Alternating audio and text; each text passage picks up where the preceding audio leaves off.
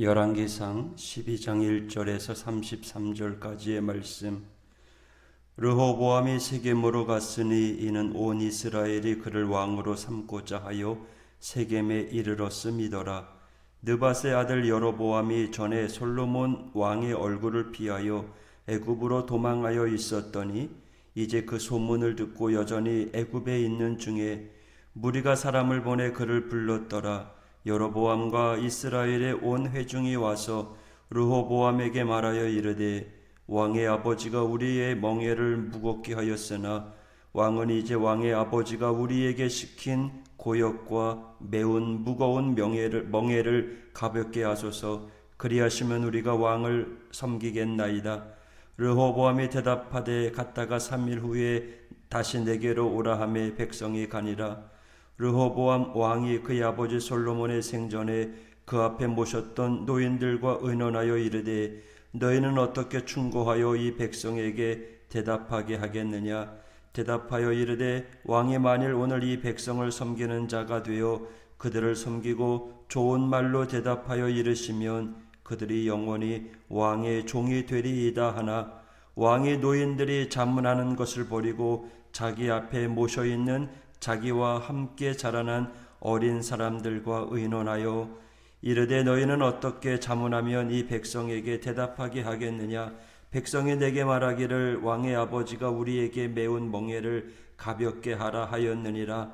함께 자라난 소년들이 왕께 아뢰어 이르되 이 백성들이 왕께 아뢰기를 왕의 부친이 우리의 멍에를 무겁게 하였으나 왕은 우리를 위하여 가볍게 하라 하였은즉 왕은 대답하기를 내 새끼손가락이 내 아버지의 허리보다 굵으니 내 아버지께서 너희에게 무거운 멍에를 매게 하였으나 이제 나는 너희의 멍에를 더욱 무겁게 할지라. 내 아버지는 채찍으로 너희를 징계하였으나 나는 정갈 채찍으로 너희를 징계하리라 하소서.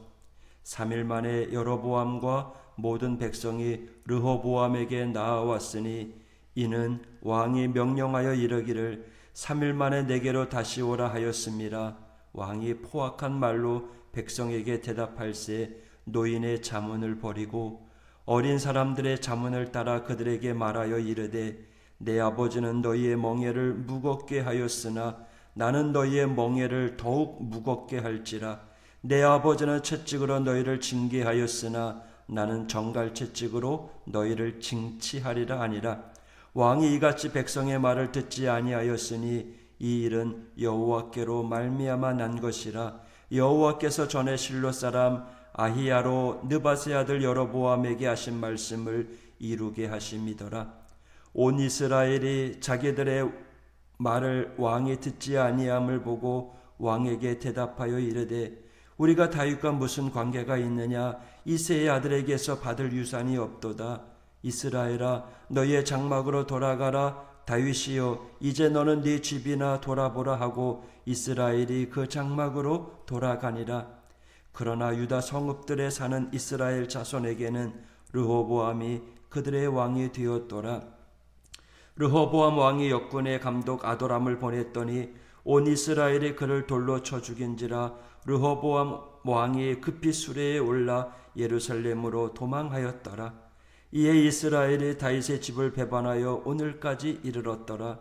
온 이스라엘이 여로보암이 돌아왔다 함을 듣고 사람을 보내 그를 공회로 청하여 온 이스라엘의 왕으로 삼았으니 유다 지파 외에는 다윗의 집을 따르는 자가 없느니라. 르호보암이 예루살렘에 이르러 유다 온 족속과 베냐민 지파를 모으니 택한 용사가 18명이라. 이스라엘 족속과 싸워 나라를 회복하여 솔로몬의 아들 르호보암에게 돌리려 하더니 하나님의 말씀이 하나님의 사람 스마야에게 임하여 이르시되 솔로몬의 아들 유다 왕 르호보암과 유다와 베냐민 온 족속과 또 그 남은 백성에게 말하여 이르기를 여호와의 말씀이 너희는 올라가지 말라. 너희 형제 이스라엘 자손과 싸우지 말고 각기 집으로 돌아가라. 이 일에 나로 말미암아 난 것이라 하셨다 하라 하신지라. 그들이 여호와의 말씀을 듣고 그 말씀을 따라 돌아갔더라. 여로보암이 에브라임 산지에 세겜을 건축하고 거기서 살며 또 거기서 나가서 분우엘을 건축하고 그의 마음에 스스로 이르기를 나라가 이제 다윗의 집으로 돌아가리로다. 만일 이 백성이 예루살렘에 있는 여호와의 성전에 제사를 드리고자 하여 올라가면 이 백성의 마음이 유다 왕 된 그들의 주 르호보암에게로 돌아가서 나를 죽이고 유다의 왕 르호보암에게로 돌아가리이다 하고, 이에 계획하고 드 금송아지를 만들고 무리에게 말하기를 너희가 다시는 예루살렘에 올라갈 것이 없도다. 이스라엘아, 이는 너희를 애굽 땅에서 인도하여 올린 너희의 신들이라 하고, 하나는 베델에 두고 하나는 단에 둔지라. 이 일이 죄가 되었으니 이는 백성들이 단까지 가서 그 하나에게 경배함이더라. 그가 또 산당들을 짓고 레위 자손 아닌 보통 백성으로 제사장을 삼고 8째 달 곧 그 달 15째 날로 절기를 정하여 유다의 절기와 비슷하게 하고 제단에 올라가되, 베델에서 그와 같이 행하여 그가 만든 송아지에게 제사를 드렸으며 그가 지은 산당의 제사장을 베델에서 세웠더라. 그가 자기 마음대로 정한 달 곧 8째 달 15째 날로 이스라엘 자손을 위하여 절기를 정하고 베델에 쌓은 제단에 올라가서 분향하였더라. 아멘. 33절까지의 말씀을 읽었습니다. 이제 솔로몬이 죽습니다. 그리고 다음 세대가 이스라엘을 이끌어 갑니다. 다음 지도자는 바로 솔로몬의 아들 르호보암, 그리고 북이스라엘에게 지지를 받는 여로보암입니다. 열왕기상 12장은 르호보암과 여로보암의 행보에 대하여 이야기합니다.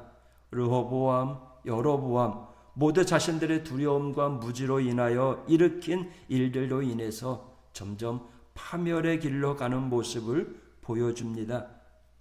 백성들이 르호보암에게 찾아왔습니다.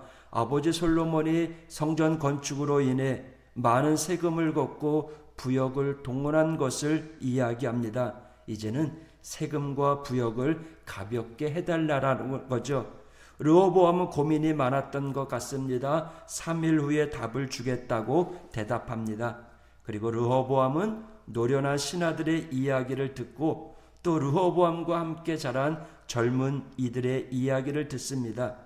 노인과 젊은이들은 서로 다른 이야기를 합니다. 노인들은 백성들의 목소리에 귀를 기울여야 한다라고 이야기했지만, 반면에 젊은이들은 이전보다 더 강하게 백성들을 다뤄야 한다라고 하는 내용입니다. 안타깝게도 르호보암은 젊은이들의 말을 듣습니다. 왜 그랬을까요? 3절, 무리가 사람을 보내 그를 불렀더라. 여로보암과 이스라엘의 온 회중이 와서 르호보암에게 말하여 이르되, 백성들이 르호보암을 찾아왔을 때 거기에는 여로보암도 있었습니다. 여로보암은요, 예언을 받고 반란을 일으키려고 했고요, 결국 솔로몬 왕 때 솔로몬을 제거하려고 했던 인물입니다. 결국 애굽으로 피해서 망명 생활을 하고 있다가 북이스라엘의 지파를 하나로 모으기 위해서 다시 여로보암을 불러왔습니다. 여로보암이 있어야 세력을 모을 수 있기 때문입니다. 르호보암은 그 내용을 잘 알고 있었습니다. 자신의 아버지 솔로몬이 죽이려다가 실패했던 것도 알고 언제 이 여로보암이 반란을 일으킬지 모른다라고 생각했기 때문입니다. 확실하진 않지만 여러 가지 불안 요소가 있었기 때문에 르호보암은 어르신들의 말을 듣지 아니하고 젊은이들의 말을 듣고 강경책으로 밀고 나간 겁니다. 강하게 다스려야 반란을 일으키지 않을 거라고 생각한 것입니다. 하지만 르호보암의 예상과는 달리 북이스라엘 지파들은 자신의 의견이 받아들여지지 않자 왕이 보낸 감독관을 죽이는 것으로 그들의 저항을 보여줍니다. 강할 줄만 알았던 르호보암은요, 이 지파들의 반란에 겁을 먹고 예루살렘으로 도망갑니다. 이렇게 르호보암이 피난하고 도망가는 약한 상태에 있었다면 여로보암은요, 기세등등했습니다. 하지만 이 여로보암도 두려움 가운데 있었습니다. 27절에 만일 이 백성이 예루살렘에 있는 여호와의 성전에 제사를 드리고자 하여 올라가면 이 백성의 마음이 유다 왕 된 그들의 주 르호보암에게로 돌아가서 나를 죽이고 유다 왕 르호보암에게로 돌아가리라 하고 라는 말씀이 있습니다. 여로보암은요, 지금 이스라엘 백성들이 명절에 예루살렘에 올라가게 되면, 그리고 거기서 예배 드리게 되면, 지금은 아니지만 결국은 르호보암 왕에게 돌아갈 거라고 하는 불안한 마음을 갖고 있었습니다. 그래서 자기가 세웠던 지파가 결국 자기를 죽일지도 모른다라는 그러한 망상에 빠지게 된 거죠. 그래서 이 여로보암은 사람들이 예루살렘에 올라가지 못하도록 조치를 취합니다. 그런데 그 일들이 하필이면 율법에 어긋나는 하나님의 명령에 따르지 않는 것들입니다. 우상 숭배를 만들고 레위인이 아닌 일반인들을 제사장으로 세우고요, 또 하나님이 정한 명절의 날짜까지도 바꿔버렸습니다. 겉으로 보기에는 하나님을 배반한 행동들이었지만 사실 그런 의도라기보다는 북쪽 백성들이 예루살렘으로 향하지 않도록 그렇게 한 조치였습니다. 결국 여로보암은 신앙의 입장에서 아주 사악한 인물이 되었죠. 여로보암 두려움 때문에 문제를 제대로 보지 못하고 하나님의 뜻에 맞지 않는 행동을 하게 되었습니다. 문제를 제대로 보지 못하니까 해결책을 제대로 내세우지 못한 거죠. 심지어 본인들의 입장과 상황을 더 악화시키는 결과를 갖게 되었다는 거죠. 오늘 이 말씀을 보면서 우리를 돌아봅니다. 우리들도 많은 두려움 가운데 살아갑니다. 경제적인 부분, 건강에 있어서 특히 그렇습니다. 건강이라는 것도 결국은 돈으로 돌아가잖아요. 그래서 사람들이 생명보험을 들고 또 병원에 찾아가서 치료를 하게 되고요. 우리가 화를 내거나 불안하거나 긴장하거나 생각이 많은 일들이 다 두려움에서 시작되는 겁니다. 두려움을 없애기 위한 이 행동들이 때로는 오히려 우리에게 화를 내기도 하고 뭔가 자극적인 것을 찾기도 합니다. 두려움 때문에 자연스럽게 생기는 것, 긴장하거나 불안한 마음이 우리에게 드는 거죠. 자녀를 키울 때도 마찬가지입니다. 이 땅에 살아가면서 우리가 행하는 모든 일들 가운데 두려운 일들이 참으로 많아요. 우리가 주님을 찾는 이유도 어쩌면 세상 속에 있는 두려움 때문에 주님이 주시는 평안을 얻기 위해서일지도 모릅니다.